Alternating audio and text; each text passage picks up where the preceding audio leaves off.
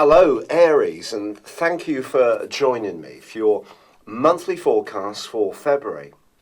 This promises to be one of the most exciting months you have experienced for a very long time. The story of this month begins with Mars, your ruler, located in your own sign. He's going to be there supporting you throughout the whole of February. When Mars is in Aries, it's giving you that sense of initiation and incentive to take charge of things and to live very much in the moment. Now, he is going to be joined on the 4th by the rather sultry energies of Venus. Now, they're not going to be exactly conjunct this month, but they're close enough to have an influence, especially if we consider the midpoint between the two. So I feel your potential to bring some creativity to the more creative side of your nature, and also bring some extra excitement and passion to your love moves is really going to be emphasised in a very positive way. It is true that on the 4th of the month there is also a quarter moon. This quarter moon suggests that your future direction may need to be focused in a realistic way when it comes to your financial interests.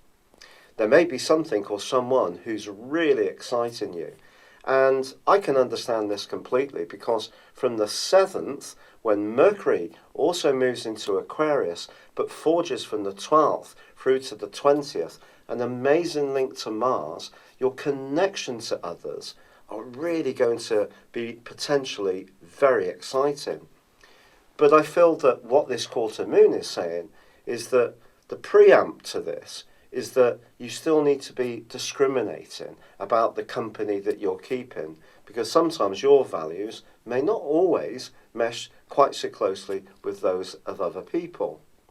Now, of course, Jupiter has been in your sector of relating since last September. This is the planet of expansion, the planet of optimism, and the planet of hope. But he does slam on the brakes on the 6th, which begins a 4-month retrograde.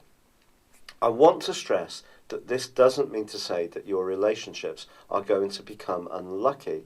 I think it's just a case of you needing to work a little bit harder.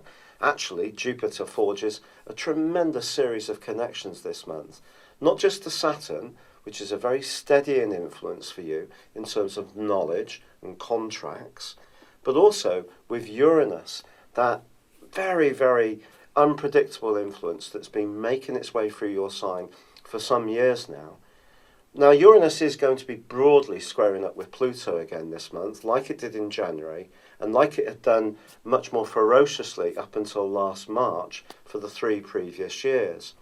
There's just going to be an echo that you may find that at times your desire to take the initiative, to be much more self-assertive in situations, may go against what is expected of you.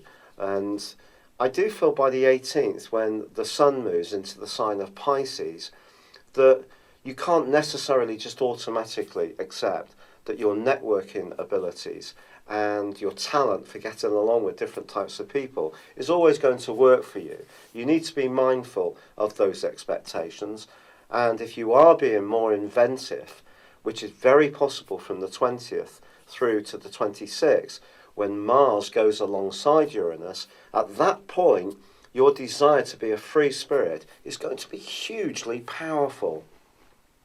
Now, if anyone's blocking that at this stage, there could be a sense of frustration that boils up, because with Mars also squaring up to Pluto, that's quite a warlike influence, and it can make you more impatient and more rattled if things aren't quite flowing as you hope.